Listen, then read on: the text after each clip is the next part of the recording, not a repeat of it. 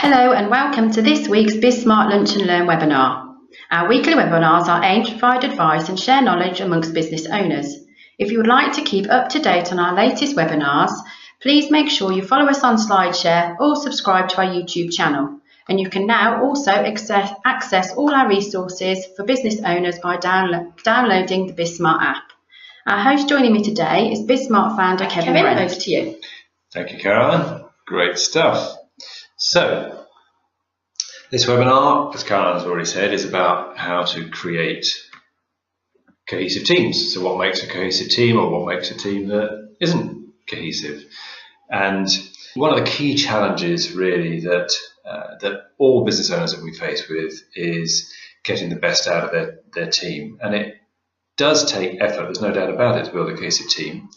And it's a little bit different from working on your finances or maybe even working on your strategy, because obviously you've got people involved and you can't have one thing that's going to work for everybody. It's not like you could just say, okay, well, here's a tick list and let's just do that for everybody. So it is a little bit harder. But having said that, there are still some, if we have a framework as to work with, that we can structure the way that we work and build our teams, then we can structure some activities that we know will be helping to lead towards the things that are going to make a team cohesive. So that's what I'm going to try and go through a little bit today, is a framework that you can use to start to think about how you can improve what you get out of your team. And it's based on a book, in fact, that is called The Five Dysfunctions of a Team by a gentleman called Patrick Lencioni. So, you know, and this is definitely one of the key challenges, getting the most out of our team. And this gentleman here is Ed Catmull, president of Pixar, and his quote there: "Getting the right people and the right chemistry is more important than the right idea." Somebody else I heard the other day said that culture eats strategy for breakfast every day of the week stuff, you know. So yes, strategy and things are very important, but at the end of the day, if you've got the right culture and you've got your team working really well together, that is really going to drive the success of your business. And you know, we've seen the businesses that we've worked with, we've seen many examples of the power of effective teams, and in many cases, particularly perhaps with small and medium-sized businesses, it's one of the things that we can really play to our advantage, because we're not some big faceless corporation that might find it difficult to really embed the culture and get teams working effectively because they're just so large. We should be able to really get our people working well and building the quality of our people and our teams into one of our competitive advantages. So it's definitely a great place to start. And I'm sure if you think back through your working lives, whether it be within as an employee or whether it be running your own teams, I'm sure you can think of examples where you've either been part of or you've led a great team. Equally, you can probably think of some examples where you've been part of a team that didn't work very well. So you could already just go back to thinking about those and think about what made a good team and what didn't. And as I go through these 5 behaviours, perhaps you'd like to have those in mind and relate them back to your practical experience. So the quick 2-minute version of what I'm going to cover is that a cohesive team needs to, first of all, build trust. It needs to be able to master conflict. It needs to be able to achieve commitment within the team, embrace accountability, and focus on results. So you might look at that and go, "Yep, kind of seems obvious." You know, so what's the clever stuff within that? Well, we'll have a look at it. One of the things to bear in mind is that each of these behaviours builds on the previous one. So we've got trust at the bottom of the pyramid, bottom of the triangle. It is the most important one. To make teams effective and to really make teams work, then members need to have a really good understanding of themselves as well as of their peers. And the starting point that we often use for helping to improve teamwork is some form of behavioural profiling. We use DiSC, and that is a really good exercise to start to get people to understand each other, understand their own, but actually it starts with understanding yourself and how you relate to other people and why other people might behave in different ways under different circumstances. So it is a really good thing to do. Before I get into the 5 behaviours in any detail, it's worth mentioning something called the 2 pizza rule.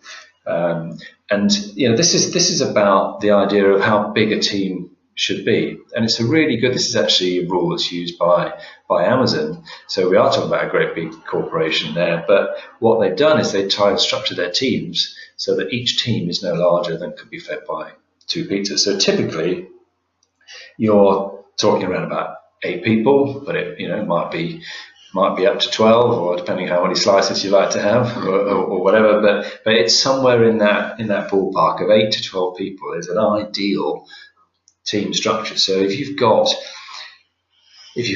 more than that in your business, it's worth thinking about trying to find a way, if you haven't done it already, to structure your team so that they are in those sort of sizes, because that's then large enough that you can be effective and you can get the advantages of the fact that you've got some numbers and you've got that thinking from everybody, but equally not so large that you start to find it difficult to communicate and keep control of a team. And if you think about it, there's plenty of examples. If you just think of the military, whether you think of the Air Force, the Army, the Navy, whatever, they're generally structured around groups of 8 to 12 people. In the RAF, it would be called flights. In the Army, it called sections. But you've got that kind of structure because it works. The command structure, the communication structure works really well. Okay, so large enough to benefit from the collaborative thinking of the group, but small enough to keep the communications nice and clear. So looking at the 5 behaviours, the first one is trust, as I mentioned before. Trust is one of those words that's banded around all over the place, and it might have different meanings to different people. What we're talking around here really is something called, it's about that vulnerability, so that if we're in a team, if I'm in a team, I'm comfortable that I can share some stuff without it thinking it's going to come back to me and somebody's going to use it against me. So we want to be able to share stuff that we might think, might have made a mistake. And we want to be able to share the fact that we've made that mistake without necessarily feeling that we're going to really suffer the repercussions for it. And this willingness to be completely vulnerable with the other team members is something that then starts to lead to confidence among team members that we've all got good intentions and we've got everybody's interests at heart. So there's no reason to build protective fences, as it were, so we can be open and honest. So the trust is the most important behaviour, not only in the model that I talked about that Patrick Lencioni's done, but actually if you did any research on teams, trust will come out as the most important in all of those. And Google, for example, have done work amongst their teams, and they call it psychological safety, this trust thing. But it's the same sort of thing. They define that as being how comfortable you feel taking risks within the team without feeling insecure or embarrassed. So it's pretty much the same sort of thing, whether you call it vulnerability or whatever, but it's around that trust. So it's the foundation of any effective teams. Now, if you're seeing good trust within the business, then great. But if you've got the absence of trust, these are some of the things that you might be seeing. So you might find that the team are not willing to raise the fact they have made that mistake that I mentioned earlier. So that they might conceal weaknesses and mistakes from other members of the team. They might hesitate to ask for help or hesitate to provide constructive feedback to other people. They might hesitate to offer help outside their own areas. So the number of things here, and thinking back again, if you have worked in a team that hasn't worked very well, maybe people were holding grudges, maybe people were questioning each other's motivations, all those sort of type things. And also, what tends to happen then is that meetings, when you do get people together, there's something that people dread rather than actually look forward to, something that's going to really help. So, of course, the question is, how can we build trust? It's all very well saying it's very important, and what a team that hasn't got trust looks like. But how do we actually get there? Well, you're clearly not going to change something overnight. It's not like something where you can change a formula in a cell on a spreadsheet. It is going to take time, and it's got to start with the leader. You've got to create that kind of environment. As business owners, we've got to help to create that one. We don't punish vulnerability. So we've got to be able to be vulnerable ourselves. So we don't have to be perfect as business owners. We don't have to pretend that we know everything. In many instances within our teams, it's much better if actually we share the fact that perhaps we don't quite know what we're doing with that bid, or maybe we did make a mistake, but let's admit it and show from the front that that's the kind of behaviour that we want our teams to adopt. I mentioned before something you can do, and it does not have to cost a lot of money at all, is to undertake personality and behavioural profiling. You could do a very quick exercise with your team to do that, and you could either sit down individually with them, or you could actually get them to talk in groups. And if you've got particular issues with a pair of employees, you can do things which actually really then help those employees to understand each other. So that is a really good thing to do. The thing at the bottom, the team effectiveness exercise, I mentioned before, you've probably worked in good teams and bad teams. A really good exercise to do with a team is actually exactly that. It's really simple. Just get them together, get a flip chart on, and get them to say what they think makes a good team or what makes it not such a good team, and just capture those on your flip charts. Just that exercise of talking that through is a really good thing, but of course that then allows you to start to think about, okay, well, maybe there's some gaps in terms of how we're doing against that, but you've got the team involved within that, so it's a good starting point. An exercise which works quite well is something called a personal histories exercise. And you could combine this with your team effectiveness exercise, the thing I just mentioned. It's a really simple thing. Again, just get them to, all they've got to do really is ask each member to say three things, answer three questions. How many siblings have you got? Where do you fit in? Are you the first child, middle child? Where do you fit? Where did you grow up? And describe a particular unique or interesting challenge that you faced as a childhood. Now, just the exercise of getting each person to do those, you're sharing something a little bit personal with the rest of the group, but you're in control of what you're sharing. You don't necessarily have to share something that's really something you don't want to share, but you can share something that gives people a little bit of an insight into your group. So, I remember an example of somebody doing this where they were the financial controller within the business, and they had a reputation for basically, everybody thought anyway that he was just trying to stop everybody spending money, and it was a real pain. Well, it turned out he grew up from a background where money was extremely tight, and very, all sorts of problems that he had in his childhood, and that kind of explained a little bit as to where he was coming from. But you will be surprised what comes out with those three simple questions. So then a couple of other things. Clearly do what we say we would do. So that's again comes from the leadership from the front.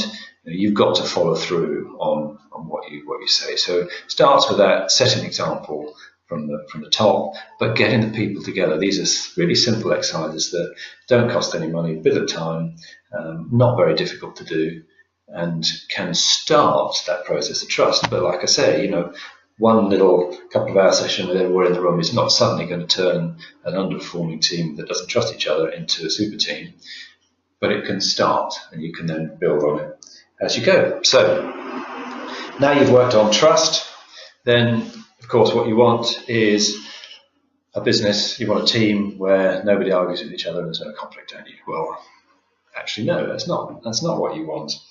Because if you think about an effective team or any effective relationship, there's a balance. It's not one person having all the ideas and saying this is where we go and somebody else meekly following. It's about having common goals and objectives, but then having that constructive debate. So actually, if you think about it, what you want is an environment where conflict is encouraged, but the right kind of conflict.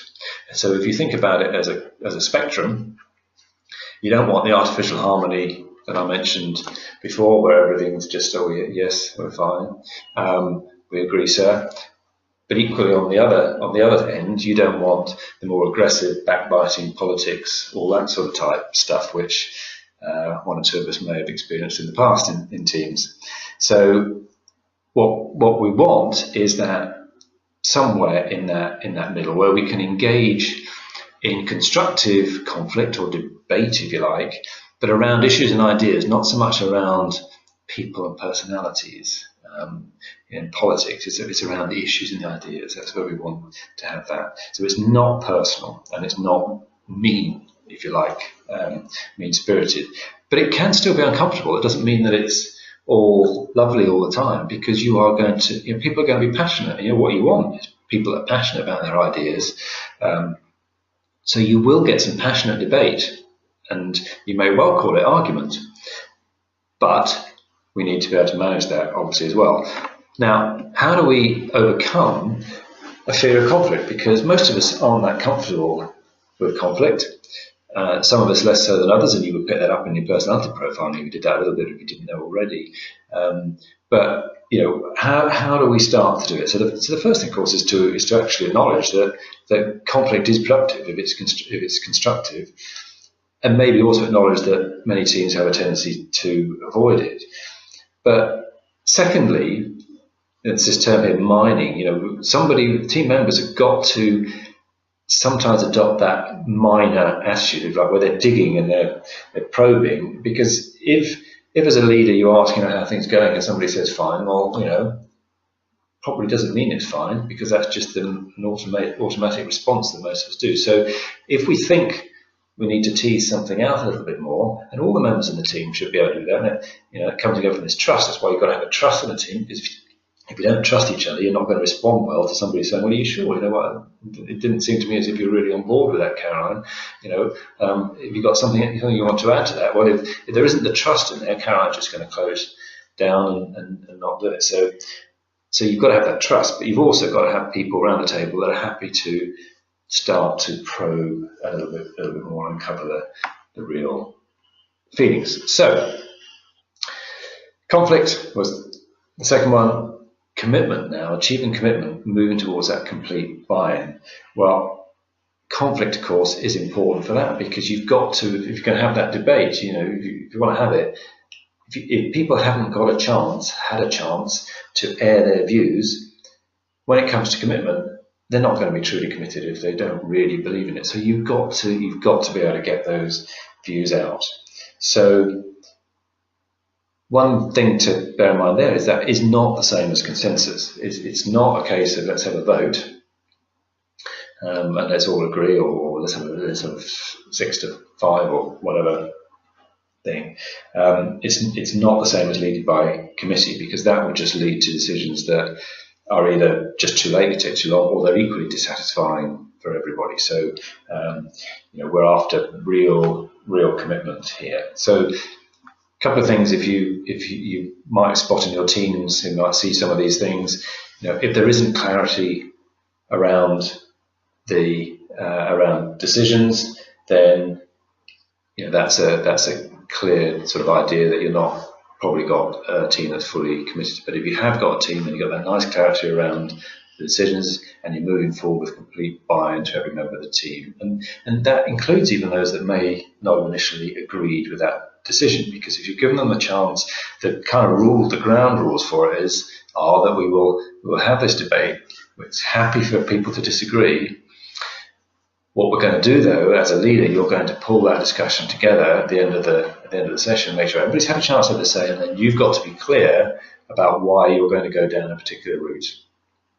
And it might be that actually, because you're never going to be right all the time, we know that, and we also know that no decision is the worst decision. So we need to make a decision, and we need to bring people on board. And one way to mitigate that, if one person, for example, has got a different view, then and it's not absolutely clear what the way forward is, then one thing might well be to think about contingencies. You might put a time frame on. Okay, well, we'll go down this route. We don't actually know for certain, but this is what I'm going to suggest we do, is that we will try it this way, and we'll do it for 3 months to give it a chance to work, but we will put in place these measurements, and we will review this again in 3 months. And if it's not working, then we'll look at your idea, Caroline, and we'll see if we can try it that way. So, overcoming lack of commitment, enable that conflict in the first place, explain the reason why you're making decisions, but keep that communication going, but set and honour the deadline. So a little bit like I was just saying there, but also plan for contingencies. And there's some simple things that you can do to help improve the commitment side.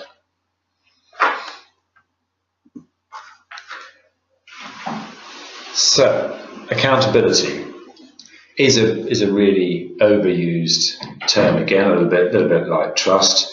And I have in the past run a webinar on accountability where I explain that. And really, accountability is around counting. It's around bringing focus to something, and it is different from responsibility. So it's about tracking progress as much as anything, so that if you're accountable for something, you're the one that should be finding ways to track the progress against whatever it is you're accountable for, bringing it to the attention of the group, but also making sure that you've got in place some strategies to make sure you deliver on that, which may include other people who may be responsible for other areas. So you may not be the doer having accountability, but you have that overall accountability. Now, in this particular model, Patrick Lencioni's model, he talks about accountability as the willingness of team members to call their peers on performance or behaviours that might hurt the team. So,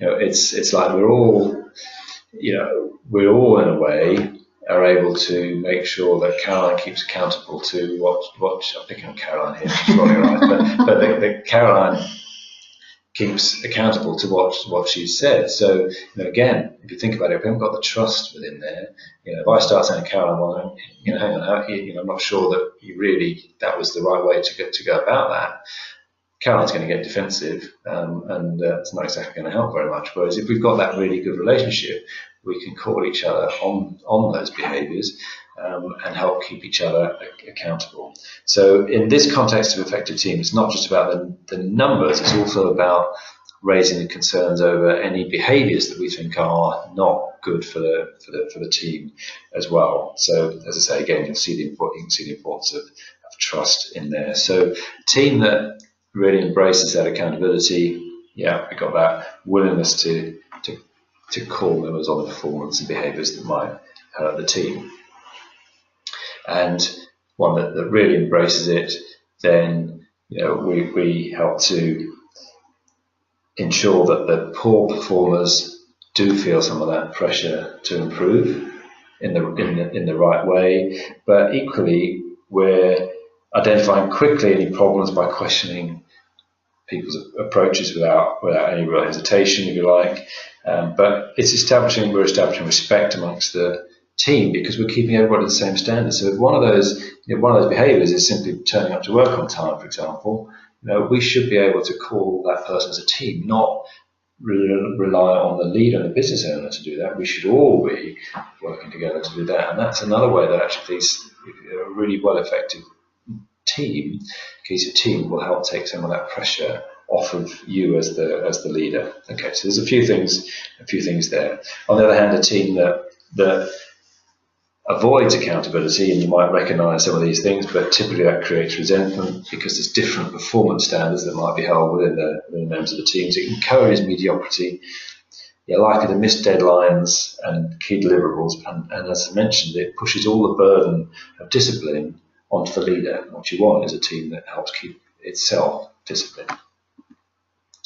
So how do you overcome the avoidance of kind of accountability? Well, there's some idea here, but be very clear on goals and standards. Set simple and regular progress reviews. And here's an interesting one: reward the team, not individuals. We often have reward type incentive programs that are very individual based. Well, actually, really, what you want is to reward the whole team. And then again, everybody is working towards that joint reward rather than somebody in the team getting a reward and somebody else not. And don't dip out. You've got to be strong as a leader. Don't dip out and relegate that accountability to a consensus approach. Like I say, it's not a case of, well, let's have a vote. Okay, you as a leader, that's not your role as a leader to lead by consensus or by committee. So it's not a referendum type scenario. You want to take control, but explain your reasons why you're going down a certain direction. So if we get all of the other things right, then the ultimate goal, of course, of creating a cohesive team really is to achieve the results. But often we don't pay enough attention to the results, and that can be one of the bigger challenges of team success. And in the context of cohesive teams, then what we're talking about with results here is referring to the collective goals of the team by individuals, building on what I just said. But the results are not limited necessarily just to the financial measures.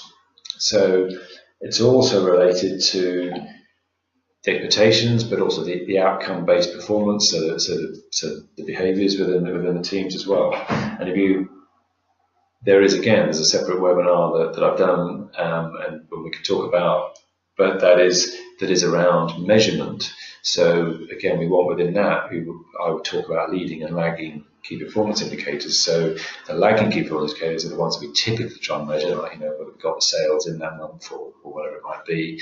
The leading indicators are much more about the things, the behaviours, the actions we're going to do that we think will lead to the results that we want. And those are really important measures to think about in the context of a team. So, fine, all these great things. When a team is focused on results, then what we're looking for is the team members value that collective success more than the individual success. You will also find then that individual team members might actually be prepared to sacrifice a little bit of something that they're doing for the good of the team. I remember working in a business, a big corporate, where we had budgets. The budgets were split between the different product lines, and I remember one particular product manager tried to hold all the budget really for his particular product lines that he was looking after. Whereas actually, what we should have been doing was working much more as a group and trying to make sure those budgets were shared so that we'd get the common goal that we were trying to look for, which is to increase the sales of the whole portfolio, not just of one individual product line. But of course, he was measured and bonused on what he would do with his particular product. So naturally, in a way, the tendency was for him to try and think about himself. So what we'd like is a team that actually has got that common set of goals, that they work together and might sacrifice some of their own for the benefit of the team. But also, if we're not actually achieving what we want is, rather than somebody saying, well, that's Caroline's fault again, what we want is, okay, well, how do we help Caroline? Because that's the area we're falling down on. So how do we all group together to make that work? And equally, then you want team members to be quick to point out the contributions and achievements of others. So these are things that when you've got a team that's working well. So if you recognise some of these things, then fantastic. So there's the overall framework. So we've got to build that trust, that vulnerability without fear of repercussions. We've got to master the conflict, that constructive debate that we want, so that we can then build to achieve commitment to where we're trying to get to, the clarification of the buy-in, and then embracing accountability with full attainment about those commitments, and focusing on the results, but on that collective outcome of results. So that's the framework. Hopefully, with some of the examples that I've given in there, that's a little bit more than just theory, because these are things that if you use this framework and you actually start thinking about, okay, well, how is our trust within our teams? Do we need to work on that? What sort of things could we do? And the same with the other areas. So that really, I think, is all I want to say, Karen. Great, thank you very much, Kevin. I think lots of tips for me to work on there. We've got some questions come through. Your first one's from Dave, and he asks, I've got a team of 6 people. They're doing okay, but I think they could do better. Where shall I start? Okay, good question, Dave.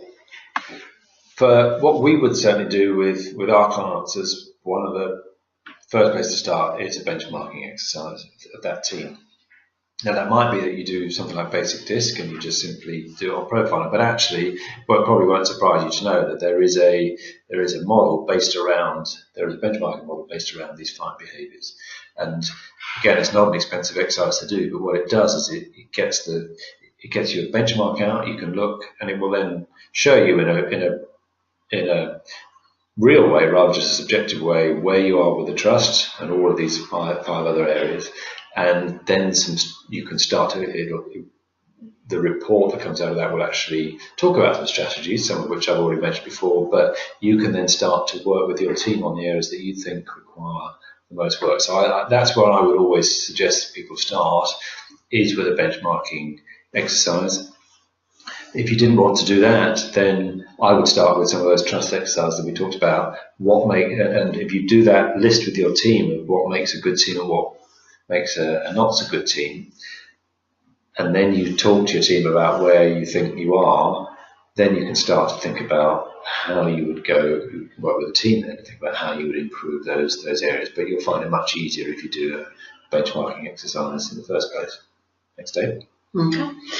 Great, thank you very much, Kevin, for hosting today's webinar. I will send out a copy of the presentation and Kevin's contact details out to you all shortly. So if you do have any further questions, please email him direct. Just before we close, just a quick reminder, if you would like to keep up to date on our latest webinars, please make sure you follow us on SlideShare or subscribe to our YouTube channel. And you can also access all our resources for business owners by downloading our BizSmart app. That's the end of today's BizSmart webinar. Thanks for listening, and we hope you can join us again very soon.